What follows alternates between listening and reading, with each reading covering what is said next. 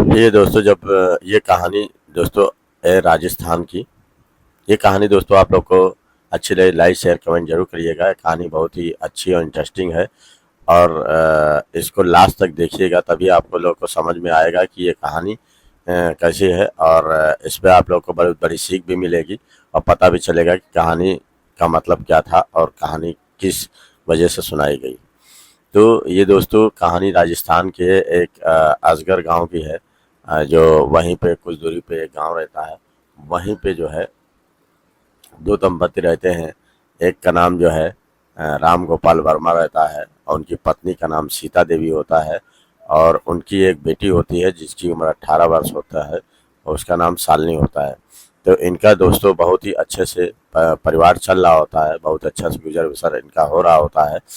तो जो राम गोपाल वर्मा है अपने लड़की को भी पढ़ा लिखा के सोच रहे थे कि कोई अफसर बना देंगे, लेकिन लड़की का मन जो है पढ़ने लिखने में ज़्यादा नहीं लगता था। वो ज़्यादातर जो है लड़कों के बीच बैठना उठना उसका यही सब चलता रहता था और ज़्यादातर वो लड़कों में खेला करती थी। उम्र भले उसकी 18 साल हो गई थी, लेकिन दिल अभी उसका भी बचपन का था। वो आए दिन जो है लड़कों के साथ बैठती थी, उन्हीं के साथ खेलती थी, उन्हीं के साथ जो है सब लुका छुपी करती थी। तो इस बात पे उसके पिता बहुत ही परेशान रहते थे और वो अपनी बीवी से कहते हैं कि देखो इसकी आदत बड़ी ख़राब हो गई है, कभी ऊंच नीच कोई काम कर देगी तो बड़ी बदनामी होगी। क्यों ना हम इसको अपने भाई के पास जो बगल का गांव है वहाँ पे छोड़ आते हैं। वहाँ से कम कुछ दूरी भी है और वहीं पे छोड़ देंगे तो वहीं पे अपनी पढ़ाई लिखाई करेगी और धीरे धीरे लड़कों की आदत छूट जाएगी। तो वो सोचने लगते हैं। तो उनकी जो बीवी है जो सीता देवी होती है वो कहती है कि ये बात तो आप सही कह रहे हैं, चलिए अच्छा है कि इसको जो है वहीं आप छोड़ाइए। तो ये प्लानिंग करते हैं। प्लानिंग के अनुसार जो है ये ले जाते हैं शालिनी देवी को अपने भाई के घर। और भाई जब इनका देखता है तो बड़ा खुश हो जाता है कि इनका भाई का नाम जो होता है आनंद गोपाल वर्मा। और उनकी पत्नी जो है 2 साल पहले एक बीमारी के चलते ख़त्म हो जाती है। तो उनका भी एक पुत्र होता है जिसकी उम्र 16 साल होती है और उसका नाम रवि होता है। तो वो लोग जब देखते हैं कि मेरी भतीजी आई गई है और मेरा भाई आया है इसको लेके, ऐसी क्या बात है, कोई बात तो नहीं है। तो पूछता नहीं है, पहले इनकी खातिरदारी करता है, चाय पानी लाता है और बढ़िया से इनका नाश्ता पानी कराता है, भोजन वोजन कराता है। फिर पूछता है कि भैया कैसे, मतलब आप कैसे इतनी दूर आए और आज हमको याद आ गई तुम्हारी, वैसे भी आप बहुत दिन से नहीं आए थे। तो कहते क्या बताऊं भाई, एक समस्या थोड़ी आ गई है इसी वजह से आना पड़ा। कहे कैसी समस्या? तो कहते हैं कि मेरी जो लड़की है ये ज़्यादातर जो है इसकी एक तो उम्र भी हो गई है, 18 साल शादी की उम्र हो गई है। दूसरी चीज़ है लड़कों के साथ बैठना उठना खेलना कूदना ये उन्हीं के साथ खेला करती है। अब इसको ये नहीं समझ है कि लड़के के साथ अगर खेलेंगे तो कुछ गलत हरकत कर देंगे तो बदनामी किसकी होगी, उससे मेरी बदनामी भी हो सकती है। तो वो कहते हैं कि कोई बात नहीं भैया, आप ऐसे ही जैसे आपका घर वैसे इसका घर, तो यहाँ पे कोई दिक्कत नहीं, ये रह सकती है जितने दिन चाहे उतने दिन रह सकते हैं, पढ़ाई लिखाई अपना करे, कोई दिक्कत नहीं। तो इस पर से जो है राम गोपाल कहते हैं कि यही उम्मीद थी भाई तुम्हारे तुमसे कि तुम जो है मेरी बेटी को रख लोगे। अरे क्यों नहीं, अब ये तुम्हारी बेटी क्या मेरी बेटी नहीं है? जैसे तुम्हारी बेटी वैसे मेरी बेटी, तो इसमें कोई दिक्कत नहीं है, ये रह सकती है। वैसे भी मेरा लड़का है वो भी पढ़ाई लिखाई में अच्छा है, इसको भी पढ़ा लिखा के समझा देगा और ये भी अच्छे नंबरों से पास होगी, ये भी कुछ अधिकारी बन जाएगी, मेरा लड़का भी कुछ अधिकारी बन जाएगा। क्योंकि जो है इन दोनों की जब साथ मिलेगा तो अच्छा सा पढ़ाई ये लोग करेंगे। तो इस बात पे कहता है ठीक है, मेरी चिंता दूर हो गई, अच्छा अब मैं चलता हूँ, तुम मेरी बेटी का ख्याल रखना, ठीक है। तो इस पर से जो है आनंद गोपाल वर्मा जब देखते हैं इनकी लड़की को तो ये पूरा बाग बाग हो जाते हैं। इनको समझ में आता है कि मेरी भतीजी कितनी कमसीन और सुंदर और जवान हो गई है, इसकी उम्र भी कितनी बिल्कुल एकदम कच्चे आम की तरीके से है, जैसे कैसे जो है मज़ा आ जाएगा अगर ये मिल जाए। तो वो सोचने लगते हैं, पूरी गणित लगा लेते हैं और लगाने के बाद जो है जब भी ये कोई चीज़ मांगती थी शालिनी तो इसके चाचा जो है ला के उसको दे देते थे। कहते थे कि जब ये कोई चीज़ मांगेगी, जब इसकी ख्वाहिश पूरी होगी तभी हम आगे कुछ काम कर सकते हैं। तो इसको जो है कुछ ना कुछ लाया करते थे और इसकी हर मांग पूरी किया करते थे। तो एक दिन होता क्या है दोस्तों कि ये शालिनी जो है एक दिन कहती है कि चाचा एक हमको मोबाइल दिला दीजिए, क्योंकि मोबाइल से बहुत जल्दी टाइम कटता है और बहुत अच्छी अच्छी जानकारियाँ मिलती हैं। तो इस पे जो है उसका चाचा था, कोई बात नहीं बेटी, मैं बाजार जाऊंगा, वहाँ से देखता हूँ कोई अच्छा मोबाइल रख हो तो ले आऊँगा। तो एक मोबाइल उनको पसंद आता है जिसकी जिसकी जो है कीमत 22,000 होती है, और वो मोबाइल जो है लेके आते हैं और आके जो है शालिनी को दे देते हैं। शालिनी जैसे ही मोबाइल देखती है बहुत ही खुश हो जाती है कि अरे ये तो बहुत अच्छा मोबाइल है, मैंने तो 10-12 हज़ार का मोबाइल समझा, आप 22,000 का मोबाइल ले आए, ये तो बहुत बेहतरीन मोबाइल है, इसमें वीडियो क्वालिटी भी अच्छी है, सब कुछ अच्छा चलता है। तो इस पर से जो है बहुत खुश हो जाती है और आके अपने चाचा से लिपट जाती है और कहती है कि बहुत अच्छे चाचा हो। तो इस पर जो है चाचा जब उसका शरीर टच होता है जब अपनी भतीजी का, तो ये पूरा इसका जो है रोम रोम खिल उठता है और बिल्कुल गनगना जाता है, कहता है कि अरे मज़ा आ जाएगा। लेकिन कुछ बोलता नहीं, कहता है कोई बात नहीं, अगर अब तुम अच्छे से पढ़ाई करना और अच्छे नंबरों से पास होना, ठीक है, ये कह के कहते हैं जाओ। अब वो क्या करती है कि खाना वाना खाती है, खाना खाने के बाद जो है अपने बिस्तर पे चली जाती है, और बिस्तर पे चली जाती है, वहीं पे जो है जो उनका लड़का होता है जिसका नाम रवि होता है, वो पढ़ाई करता है, वो पढ़ाई में बहुत तेज होता है, बहुत ही हुनरदार लड़का होता है और पढ़ने में हमेशा अव्वल आता है। तो वो कहते भी हैं कि देखो अब इसका सालनी का भी ध्यान रखना, क्योंकि इसको भी पढ़ाई लिखाई में भी आगे करना है, क्योंकि इसको भी कुछ अधिकारी बनाना है। तो इस पर उसका बेटा खुश हो जाता है, कहता है ठीक है पिताजी, मैं इसको जो है पढ़ाई लिखाई में इसकी मदद करूँगा। फिर दूसरे दिन होता क्या है कि ये काफ़ी देर तक बैठे रहते हैं, बैठने के बाद एक साथ सब कोई खाना खाता है। खाना खाने के बाद जो है शालिनी जो है मोबाइल 2 घंटे तक देखा करती है, और देखने के बाद जो है उसको नींद नहीं आती है। तो उसी में एक पोर्न वीडियो उसको दिखाई पड़ जाती है, तो पोर्न वीडियो में जब देखती है तो उसमें चुम्मा चाटी और सब दुनिया भर का नग्न चीज़ उसमें दिखाई पड़ने लगता है।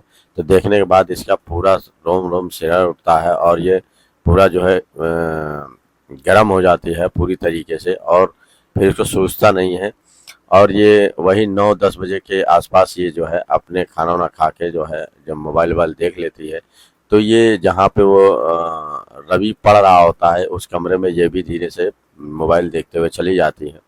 और देखने के बाद पूछती है कि क्या रवि तुम क्या पढ़ रहे हो, तो वो कहता है कि देखो मैं मैथमेटिक्स लगा रहा हूँ, तो मुझे लगाने दो। तो वो कहती है कि अरे दिन भर मत पढ़ा करो, रात भर मत पढ़ा करो, ज़्यादा पढ़ोगे तो दिमाग में टेंशन हो जाएगी और तुम ज़्यादा काम भी नहीं कर पाओगे और तुम्हारा दिमाग पगला जाएगा।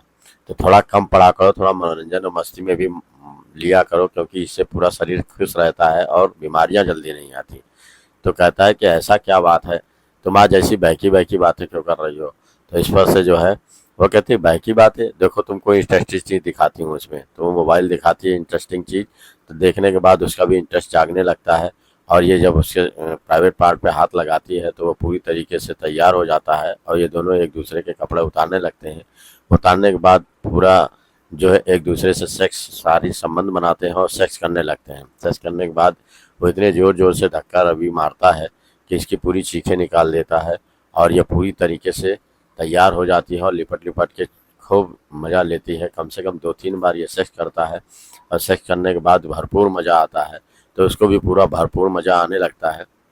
आने के बाद दोस्तों फिर वो क्या करता है, सुबह रवि उठता है और बड़ा नहाता धोता है, उसके बाद जो है अपना बस्ता लेता है, और लेने के बाद वो स्कूल चला जाता है। और जब स्कूल चला जाता है वहाँ से, तो ये अकेले जब रहती है तो क्या इसका चाचा भी पहले से दिमाग लगाए हुए था, पहले से सारी गढ़ी तो प्लानिंग कर रखा था।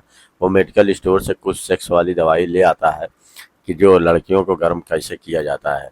तो क्या करता है कि इनको जो है अपनी भतीजी को जो है एक चाय में जो है 3-4 टैबलेट डाल देता है, और डालने के बाद जैसे वो चाय पीती है, पीने के बाद बेसुध हो जाती है। होने के बाद फिर वो अपने स्तनों को दबाने लगती है, अपने प्राइवेट पार्ट को दबाने लगती है, और दबाने के बाद अपने चाचा के पास आ जाती है।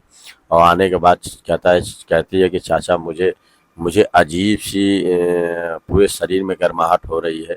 तो कहते हैं कि ऐसा क्या हो गया, तुम्हें कुछ कुछ खाया पिया है क्या। तो कहते हैं नहीं कुछ खाया पिया नहीं, अभी चाय पी हूँ, चाय पी के बैठी हूँ, उसके बाद पूरे शरीर में गर्मी होने लगी। तो कहते हैं ऐसा क्या है, बैठो सही हो जाएगा। उसके बाद ये क्या करती है, अपने एक एक कपड़े उतारने लगती है। तो उतारने के बाद उसका चाचा जब देखता है कहता है ये क्या कर रही हो बेटी। तो कहते हैं कि चाचा ऐसा है कि मेरी गर्मी जो है पूरे शरीर में फैल गई है, अब इसको किसी तरीके से आप उतारो। तो क्या कहते हैं कि ऐसा है तुम किसी से बताओगी तो नहीं? कहते नहीं बताऊंगी।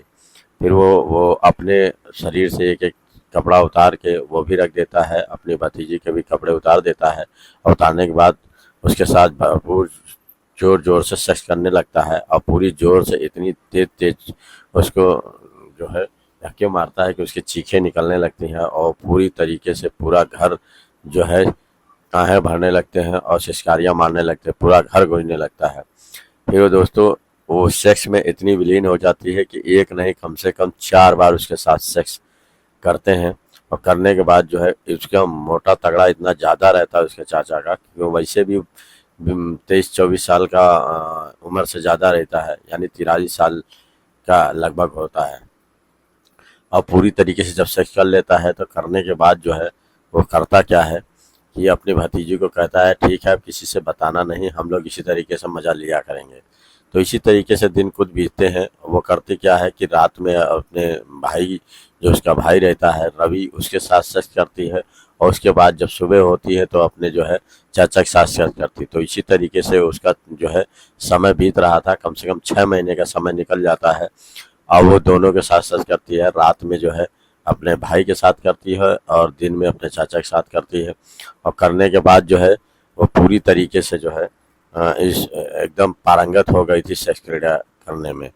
फिर एक दिन होता क्या है दोस्तों कि वो उसकी तबीयत कुछ ख़राब हो जाती है शालिनी की, और कहने लगती है अपने चाचा से कि चाचा आज मेरी तबीयत बहुत ख़राब है, तो मुझे क्या करना चाहिए? तो कहते हैं कि क्या हुआ, उल्टियाँ आ रही हैं? तो उल्टियाँ जब करने लगती है तो उसको जो है तुरंत वो अपने भाई के पास फ़ोन करता है, और भाई के पास जब फ़ोन करता है तो भाई भी आनन फानन में आ जाते हैं। और आने के बाद जो है उसकी माँ भी भागती हुई आती है। आने के बाद कहते हैं चलो डॉक्टर को दिखा देते हैं, आखिर तुम्हारी तबीयत कैसे इतनी ख़राब हो गई। तो जब अपने लड़की को जैसे ही वो लोग देखते हैं तो इसका शरीर पीला पड़ जाता है और एक कमज़ोर टाइप की हो जाती है। तो इसको उन लोगों को ये नहीं समझ आता कि फूल जैसी लड़की थी एकदम कमज़ोर कैसे हो गया, पीला कैसे पड़ गया, कोई बात तो ज़रूर है। वो डॉक्टर को जब दिखाते हैं तो डॉक्टर जब देखता है उनको, तो जो लेडी डॉक्टर होती है तो वो कहती है कि ये कब से इनकी हालत ख़राब है? तो कहते हैं कि अरे अभी आज ही ख़राब हुई है। तो कहे इससे पहले ठीक थी? कहा हाँ ठीक थी।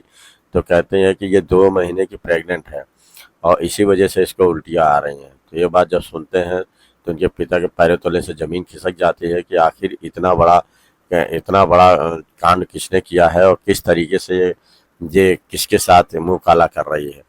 और मुझे भी पहले डर था, आखिर इसने वही काम किया। तो ये जो है अपनी बेटी से पूछते हैं कि देखो बेटी तुम सही सही बता दो कि तुम्हारे साथ ये जो हरकत किया है ये किसने किया है। तुम अगर बता दोगी तो फिर अच्छा ही रहेगा तुम्हारे लिए। तो इस पर जो है वो कुछ बोलती नहीं है, या बहुत पूछने की कोशिश करते हैं लेकिन वो कुछ नहीं बोलती। फिर वो अपने भाई के पास जाते हैं और जाने के बाद कहते हैं कि यार एक बात बताओ, जिसके बचने की खातिर मैं अपने घर से जो है तुम्हारे घर पे छोड़ा और उसकी दशा यहाँ भी बिगड़ गई, इसके साथ पता नहीं कौन सेक्स किया है, इसके पेट में 2 महीने का बच्चा है। तो इस पर जो उसका चाचा जो है सुन के जो है वो भी ऐसा लगता है जैसे वो कुछ जानता ही नहीं, क्योंकि सेक्स तो वही किया था। वो जानता था कि इसमें जो है कुछ उसका हरकत है, कुछ उसके लड़के की हरकत है, लेकिन वो कुछ बोलता नहीं है। बोलने के बाद उसके पिता जो है शालिनी को बहुत परेशान हो जाते हैं, कहते हैं अब यहाँ रखने से इसको कोई फ़ायदा नहीं, जिसके लिए मैं यहाँ रखा था, और जब वही सेफ़ नहीं है तो क्या फ़ायदा यहाँ रखने से। तो दोस्तों अपने घर से जाते हैं, वो जीप लाते हैं, और लाने के बाद जो है अपनी बेटी को उसमें बैठाते हैं, और बैठाने के बाद जो है ले जाते हैं और हाईवे के पास अपनी गाड़ी को रोकते हैं। और रोकने के बाद जो है बंदूक की नाल उसमें भरी होती है, बंदूक में गोली भरी होती है। एक गोली अपनी बेटी के सीने पे मारते हैं, और मारने के बाद वो तुरंत ऑन स्पॉट ख़त्म हो जाती है। और कुछ देर बाद सोचते हैं, सोचने के बाद वो अपनी कनपटी पे भी गोली मार लेते हैं। और इसी तरीके से वो दोनों एक दूसरे पे तुरंत तुरंत वो लोग ऑन स्पॉट ख़त्म हो जाते हैं।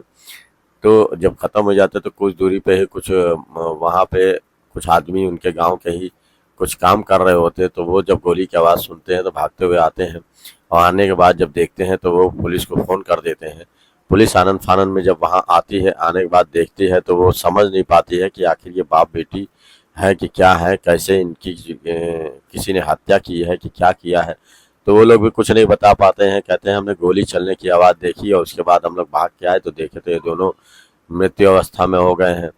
तो पता नहीं कोई मारा है या कि क्या किया है। तो पुलिस जब तहकीकात करती है तो वो खुद सोचती है कि लगता है कि इन्होंने सुसाइड किया है, क्योंकि इनकी बंदूक से ही गोली निकली हुई है और ये लड़की को भी मारे हैं और अपना भी मारे हैं। आखिर ये माजरा क्या है? तो काफ़ी तफ्तीश करती है। उसके बाद में पोस्टमार्टम के लिए लाश भेज देती है और पोस्टमार्टम के लिए जब लाश चली जाती है तो वो पूरे पेपर में, इश्तिहार में, सब जगह छप जाती है। और पुलिस इश्तिहार में जब सब जगह छप जाती है तो उनके भाई, जो छोटा भाई होता है, उसको जब पता चलता है कि ये तो फोटो मेरे भाई की दिख रही है और ये भतीजी मेरी ही दिख रही है, ये तुरंत आनन फानन भागते हुए आते हैं और पुलिस को बताते हैं कि शिनाख्त करते हैं उसको।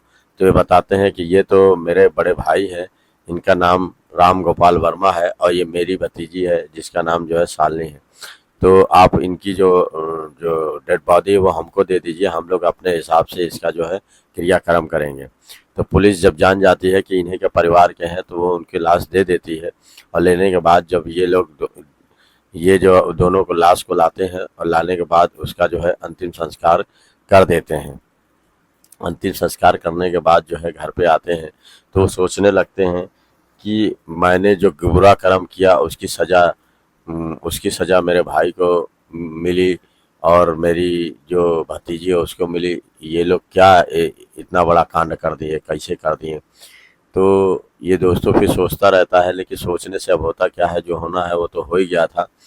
यही दोस्तों आगे कहानी ये समाप्त हो जाती है और ये कहानी किसी को ठेस पहुंचाना नहीं है और किसी को सतर्क करना है कि आखिर ये इस तरीके के घटनाएं, वारदातें किसी के घर जवान लड़की को छोड़ना नहीं चाहिए, क्योंकि आजकल का ज़माना कलयुग का चल रहा है।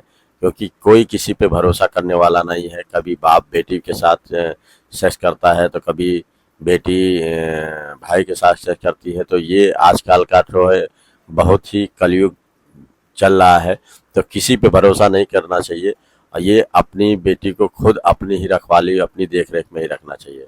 नमस्कार दोस्तों, नमस्कार।